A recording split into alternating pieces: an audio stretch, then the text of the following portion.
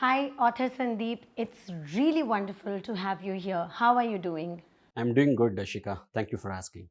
So, Sandeep, my first and foremost question to you would be what really inspired you to become a financial advisor and an intergenerational planner? If you could elaborate on your journey in the industry of finance.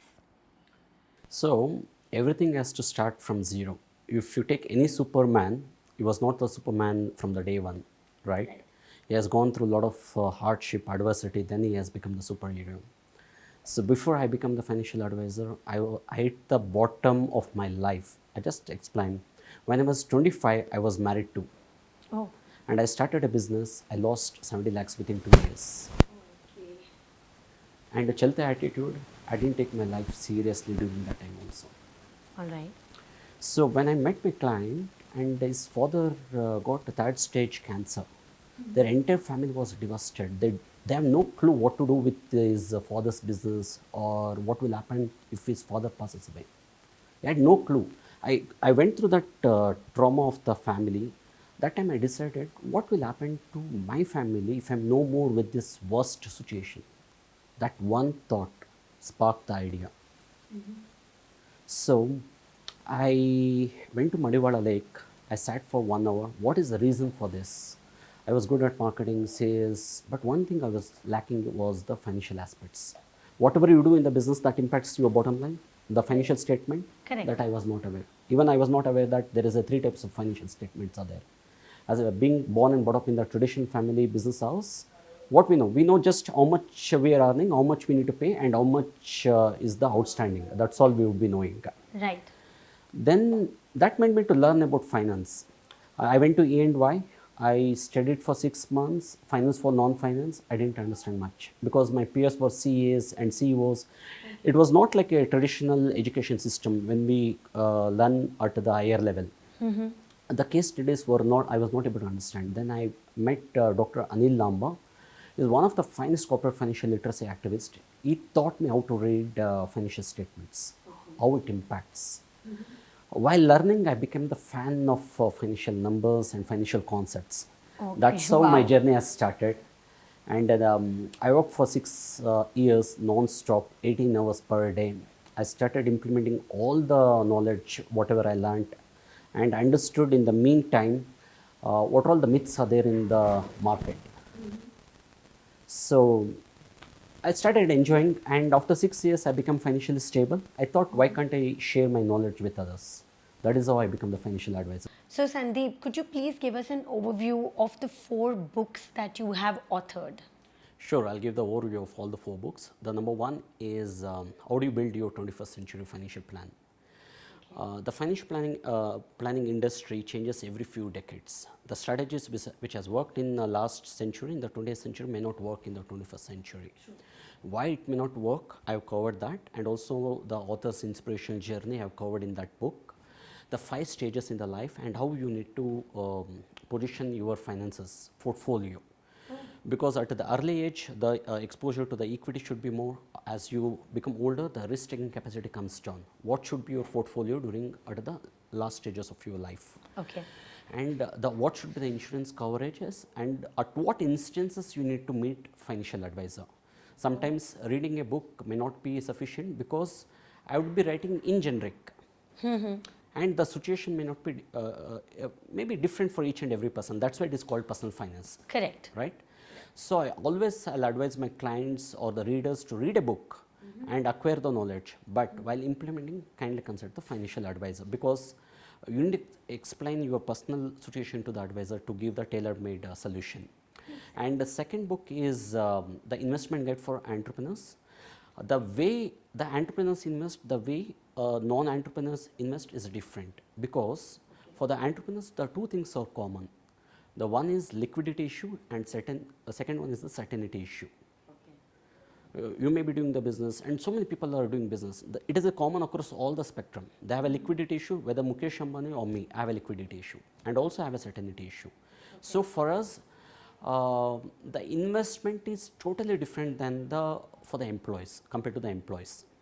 So why it is different? How we need to invest? Why compounding is not a miracle? Many people says that compounding interest is a miracle. No, I don't say it is a miracle. And how to not misled in the financial aspects. All those things I have covered. Okay. Because entrepreneurs are truly different breed and risk-taking breed. I 100% agree with you on that part. Yes. Yeah. And the third point is, the third book is The Terrifying Tax Traps. 9 out of 10 business owners overpays the tax.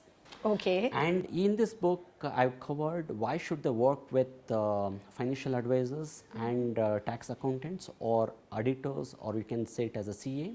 Why should they work frequently? Many people do not know the difference between finance and accounting. CA job is to the accounting. CA's job is to tell to the government what has happened in your business. Right. But financial advisor's job is to manage your finances. When the accounting ends, the financial starts. The wealth management starts when the accounting ends. Interesting. So you need to involve both financial advisor and accountants at regularly, so that you can legally pay least amount. And also I covered what is the biggest tax shelter for the business owners. And generally I work only with the business owner and affluent families because I do not have the experience of being an employee, or I don't know, since I born in with the business community family, my mindset is totally different than the 90-95% of the people how they think. Right, right. So for this 5% of the population, they required a unique advisor who understand their life in and out. In all my books, it is concentrated around the business owner and entrepreneurs. Oh, nice. And the fourth book is how the rich use life insurance as a plan B and add economic stability. There is a lot of misconceptions about life insurance. I want to make it clear through this video with you. Life insurance is for the rich people. I say you this, and investments is for the middle class. Okay. I'll explain you this as we move around. Okay. Okay, I'll tell you now only. So if you don't have anything, what do you insure? Say for example, cycle and car. Which one do you insure? Car. Why not cycle? Because the value is less. And if you don't have anything, what do you insure? Life. No, you don't have anything. You can't insure anything, right? If Okay, in that way, yes. And Yes. if you don't have much income, what do you insure? Even you can't insure your life insurance. If you're earning 1 lakh, 2 Right. lakhs per annum, how can you insure? No. Yeah, that's right. That's So right. generally, the life insurance is invented by the rich people for the rich people to stay rich, and investments also invented by the rich people to gather the money from the middle class and poor people so that they can become rich faster. Okay, this So is all this mind-blowing. kind of I'm challenging the conventional methods in this book. I busted so many myths like this in this Wow. book, and all the book profits I'm donating. So it's wonderful to know about, all the 4 books that you've written. What really motivated you to write these books? Initially, I read, understood, practiced whatever I learned. Okay. The second is once I got results from my knowledge after implementation, I started sharing with my top clients. Okay. Actually, this I got motivation from my top clients. They said, Sandeep, you have so much of information, unique information, high value information. You are implementing in your life and you are asking us to implement. Right. And what's your plan to spread this knowledge with across all the world? I said, no sir, it is not possible. Mr. Client, I have only one person and I don't have the ambition to cater to the so many people, it's impossible. Then one client told me that, why can't you write a book, share your knowledge through the books. So then I started writing a book. One book I written, second book I written. Then I thought, I started again the feelings for the writing. My flow of thoughts has become more how to construct the thoughts, how to write it, how to deliver it. I worked on a lot on that. Then I had a book coach called Shweta Samota, and she trained me how to write a book. Wonderful. So based on her guidance, I've written the 4th book. That is how the rich use life insurance as a plan B and add economic stability. And now The there's no motive looking back. is to spread the knowledge, and also it acts as a legacy for me as well. Wonderful. So excited and slightly more curious about the 4th book, the recent book. Yeah. Could you share some key messages that the readers should be taking away from this book? Yeah, wonderful question. Um, all the wealthy people, Shika, they know how to make money. True. And also they know they don't know how to manage money and how to transfer that wealth or money to multi-generations. Statistics says that 70% of your wealth is lost within one generation and 90% of the wealth is lost by second generation. Oh, okay. So in this book, I covered the Rockefeller's method. Rockefeller's family is the one of the wealthiest family in US. They preserved their wealth for more than 100 years. Until now, their trust has $10 billion. So I thought, why can't I share this knowledge with my readers through this book? And this entire Rockefeller's method works on the cash flow insurance. Okay. And how to integrate this cash flow insurance with your trust so that you can perpetuate, preserve and transfer the wealth for multiple generation along with the value system whatever you developed as a family. Wow. So this is the main reason I have written this book, and also I have written how to not get into the pitfall by other wealthy families who lost wealth within 1 or 2 generations, like a Vanderbilt, and even in Karnataka, even in India, you can see so many people they lost wealth. It's not about making money. Making money is more easier. Most of us think that making money is easy. Sorry, it is difficult. No, it is easy. But preserving and transferring is much more challenging. That is where I come in. So Sandeep, in your book, you also emphasize on the need of questioning the financial assumptions and myths. Could you share some of the most common misconceptions that we have taking rounds these days, and also why it is crucial to question them? Okay, I'll give multiple concepts here, why we need to question the financial knowledge whatever we are getting. Okay. For your information, I refuse to accept 97% of financial information available in the market or from the financial advisor or financial institution or friends and family. I'll tell you why. 97%? Yes. Okay. Because last year alone, 48,000 crores has been spent by the financial institutions to produce the content on the Google or for the blogs or webinars or seminars, and they train thousands of financial advisors. By listening to them again and again and again, we think that whatever they're telling is correct. But it's all paid. Paid. Okay? I'll tell you why. All the financial institution has a 4 agenda. The first agenda is they want your money. Right. Still they are not happy. Second one is they want your money regularly. Are they happy now? No. Okay. Third point is they want your money as long as possible. Are they happy now? No. Okay. Fourth point is if you want to withdraw your own money, they want to give it as slowly as possible. Are they happy now? Yes, they are happy. If you study any financial institution, they follow these 4 rules. They want your money, they want to keep it for as long as possible. When you want your money, they want to give it as slowly as possible. Wonderful. This is how all the financial institutions works. For example, during the World War, many people thought giving money to the market or investing is a riskier. The scarcity was the mentality during that time. Everyone was only saving. Nobody was taking the risk because the World War was not in the order. Too many volatility in the market. Right. Once the World War is over, if you see in the US, people started investing in the business. The people who invested in the entrepreneurship and business, they became the millionaires and multimillionaires. Again, the shift got it from the scarcity to abundance. Okay. Now, after 1990, if you see even in India, the economical reforms has happened. I want to become much more richer now. What can I do now? I invested my money. Earlier, the scarcity, saving mentality. Now, abundance mentality. I want to grow faster. I need money. Right. So, a lot of risk is there in the business. I want money. If I go to the bank, they will ask me so many questions. Yes. I can't fulfill their needs because they know how to do the risk analysis, risk assessment. If I borrow the money from the market, they don't know much. I can complete risk on them and their money is with me. Okay.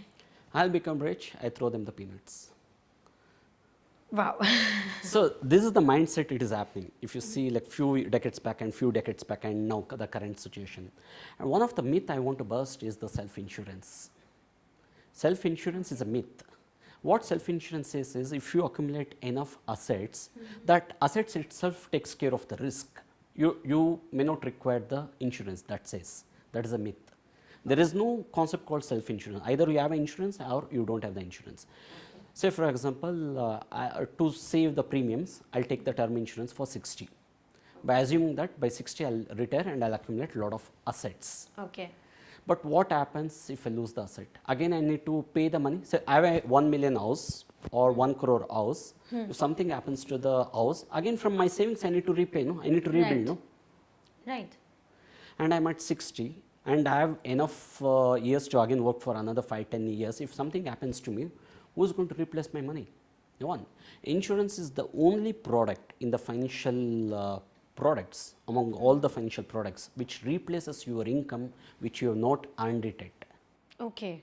This is the only financial product which replaces your future income that you have not earned it at if something risk happens. That's a smart way to look at insurance. No, insurance only product is this, to replace your income whenever the risk happens. At what instance, what are the bad risk? If you live too long, you have a risk. Someone has to replace your income. You can't work. Right. Oh, right. If you die soon, someone has to replace your income for your family. Correct. If you fall sick, who has to replace your income? Your bank account or the insurance company? Insurance company, because you pay a small fraction of the amount for the sum assured and you will get the full amount. Life insurance is always a multiplier. Right. Yes. I give you 3x, 4x, 5x, even 10x, 20x, whatever the money you give. Okay. Based on the premium. Yes. What is the difference between investment and insurance is, in the investment you build your assets to increase your net worth. In the life insurance, you buy your net worth when you are healthy and young at the fraction of cost. Investments builds your net worth. Insurance buys your net worth at fraction of cost. Good distinction right there. Yeah. So like this, many concepts I have shared and questioned many financial institutions, many 20th century beliefs in my book. Sandeep, you've also mentioned that, life insurance could be a great asset in economic stability. Yeah. So, could you please elaborate on the same with some strategies as well? Sure, definitely. There are only 5 types of asset classes, Shika. One is we have a equity. Okay. Even your business is also an equity. Right. Stock market, mutual funds, all this equity. Then we have a property, commercial, real estate, just a land, all these properties. Then we have bonds, then we have a commodities, then we have a cash and jewelry. As you know, wife doesn't allow us to sell the jewelry. I don't consider that as jewelry as an asset class. Right. So we have 5 asset classes. Okay.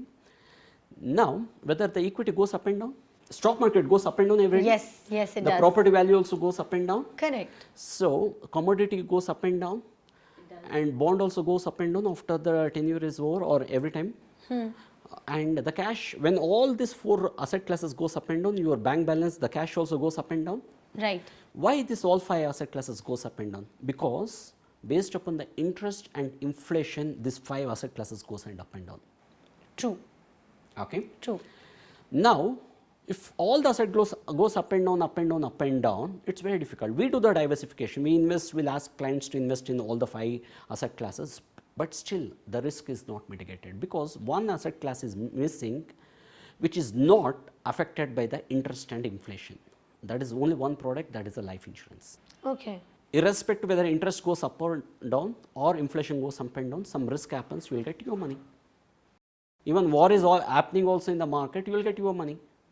True. So all these asset classes goes like this, and if I enter one straight line, it softens the curve, right? It does. So like that, even in our financial portfolio, our income should be like this, softened curve. Like 1 month it is going 1 crore, another month it is coming down to 50 lakhs, another month going to 10 crores. It's very difficult to manage the resources. We need more predictable kind of income. That is possible when I integrate the insurance in the financial portfolio. That adds the stability. Sandeep, my next question is not on your book. It's something different. So your dedication in supporting the healthcare and education for special children is commendable.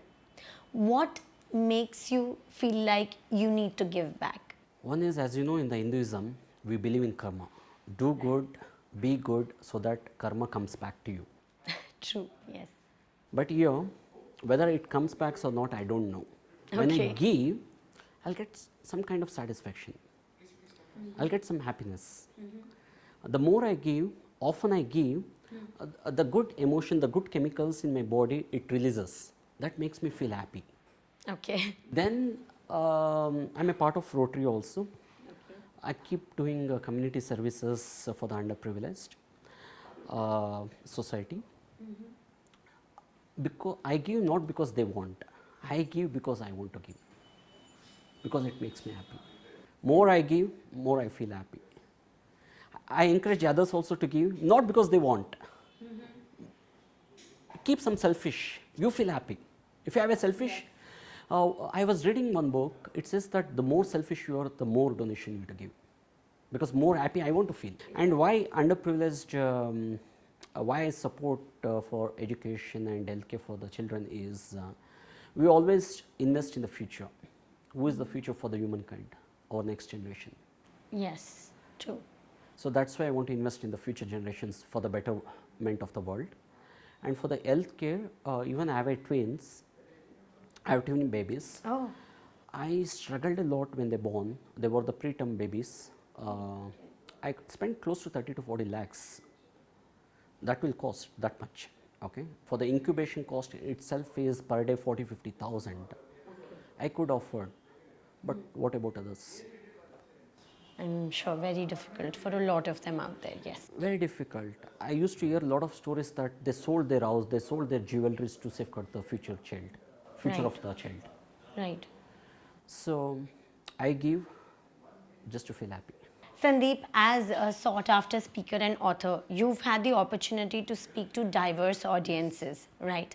So, what are some of the key principles that you emphasize on while speaking or writing on wealth management and financial planning? Yes, Shikha, every financial advisor is unique and they have own philosophy. And my philosophy I'll share with you. Okay. We have a tree here, the tree and the roots, which is more important. I think roots, because without that there's no life, right? Perfect, you are absolutely correct. If I cut the top of the tree and if roots are still there and strong, the branch would regrow and start bearing the fruits. Correct. If I cut off the roots, what will happen? It's dead. Even the strongest, oldest, tallest tree on the earth would fall down eventually. Yeah. The same way with the financial planning. In the analogy, I say tree as a assets. Okay. Even your business is also an asset class, which has an entry, exit in between you need to manage like any other asset class. Sure. And your roots, I call it as income. The strength of the assets are determined by the income. If income becomes weak, what will happen? Assets falls. In your business, the profit squeezes, profit dries up. What will happen? Business has to shut down. Right, that's true. If someone comes to your house and he steals your gold or jewelry, but if you have a recurring income, you can refill it. Right. If you don't have the income or whatever the income is there that is sufficient only for your lifestyle, where is the surplus to replace it? Correct. In the financial world, most of the financial advisors, they focus only on the tree, that is asset accumulation, asset preservation and asset distribution.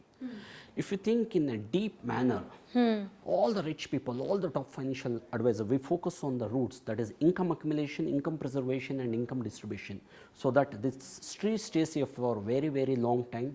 I'll take some fruits out of this tree and I'll plant another tree, another plant, another tree. By ensuring roots are strong, that is income, like that I'll create a forest of wealth. Now, Sandeep, managing a wealth of over 3,500 crores is no small feat. And I am sure that in your journey, you must have encountered a lot of challenges. Could you care to share some of those today? Sure, definitely. This 3,500 crores wealth plus this one I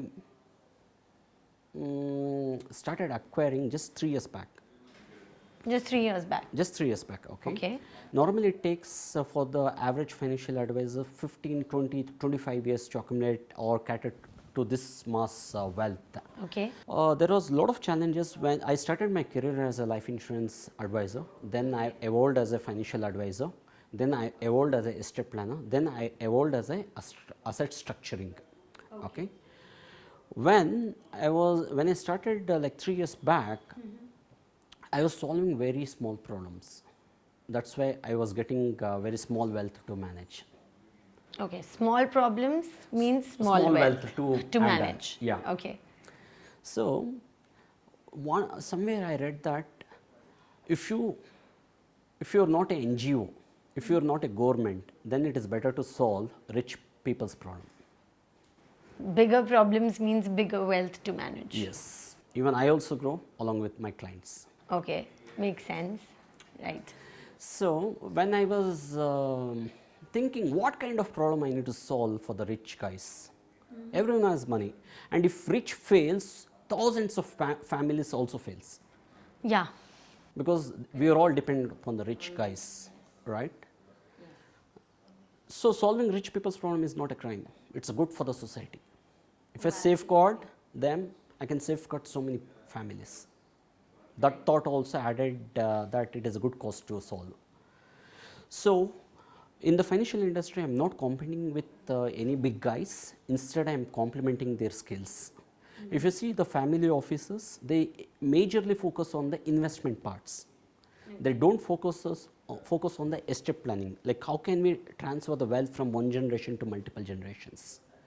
Even I spoke to multiple family offices even in Bangalore. Their extreme focus is only on wealth creation. Current wealth Yes. creation. But not on the wealth preservation and wealth transfer to multiple generation with family governance, family constitution and family frameworks. Earlier, Shika, one kingdom used to last only for 250 years. Now, the individual, our wealth is lasting only for 75 to 100 years. Oh, it's come down. It has come down. When the kings can safeguard the wealth for our kingdom for 250 years, even we can safeguard with the advancement in the estate planning and asset structuring and intergeneration planning. So, how I accumulated so much of wealth management? Because of the specialization. Wonderful. Maybe less than 10 or 15 people are there like me in the market. Oh, that's it. That's it. And many know how to create wealth. They amass a lot of wealth, but not in the structure it has to hold the wealth. Managing, basically. Yes. Some wealth has to be in the LLP, some wealth has to be in the private, some wealth has to be in the trust. How do you structure the wealth? That most doesn't know. That is where I come in, and it is a quite easy cakewalk for me. Sandeep, can we also speak about, the approach that you follow while working with your clients and guiding them take their financial decisions? Yes, of course. See, I'm specialized in income-based wealth management. I'll give you some analogy for this. If you see in the history, all the civilization, the great civilization has started around the river. Maybe it may be Amazon river, it may be Sindhu river, or Ganges, Ganga river, even in my hometown the Imavati river or Kaveri river. The people used to settle down wherever the river is there. What is river? It is continuous flowing of water, right? Have you seen any civilization around a lake? No, they don't start. Okay. Investing for the cash flow means it is like a river. You would be getting the income every time. Whenever the income comes down, you can understand where is the problem and you can fix it. You can increase your cash flow. But if you invest for the asset accumulation, it is like a lake. Okay. We need to hope that someday the rain comes and the lake gets filled. Right. Apart from the hoping strategy, do you have any other strategy for the asset accumulation? Nothing. You invest and just hope that because of the inflation it will go up. Or one day, someday the rain comes, I'll have some water to drink. Right. Right? In my philosophy, I build the wealth around the river. That is a continuous flow of water. So that is my philosophy. Sandeep, yours has been a highly impressive journey in the industry of finance. So at this point, when when you are one of the topmost financial advisors in the country, what advice would you want to give to the people who are aspiring to become a financial advisor, or who are already in the industry and maybe are facing challenges and would like to grow as much as you have? Definitely, Ishika. I want everyone to grow, because when the financial professional grows, my industry becomes better and we can give better, good advice to our clients. Right. The financial advisor's job is only one thing, to give good advice, nothing else. Okay.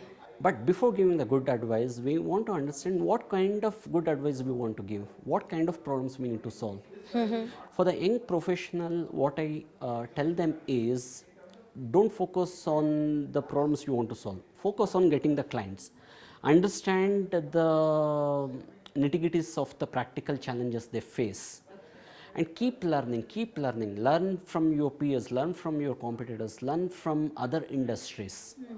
Because it is a knowledge based industry, they need to keep learning, keep acquiring the clients. Once they get 100 clients, they need to understand what type of clients they love to work with. Because if they don't like to work with certain clients, they should not work it. If they don't enjoy their life by giving the good advice, why should they be in this profession? The two things they need to analyze once they get 100 clients: what kind of products they are good at, what kind of problems they want to solve, and what kind of clients they want to work with. Once they understand these three, they need to specialize further. How I specialized in the asset structuring and intergenerational planning, they can specialize in so many fields are there. They can specialize in investment banking, only the stock market, only mutual funds, only life insurance. So many combinations are there. Whatever they feel good, they need to specialize after they get 100 clients. So there are many options. Yes. They just need to know which option is their kind of calling. Yes, but they need to specialize, or else they can't sustain. Great, great. So I think for our audience, for the ones who are, trying to become financial advisors, this is a wonderful advice by Sandeep right here. And let me congratulate you on this wonderful, impressive journey that you've had so far. And we are looking forward to more and more contributions in the field of finance as well as in the field of philanthropy by Mr. Sandeep. Thank you very much. Thank you very much for joining us.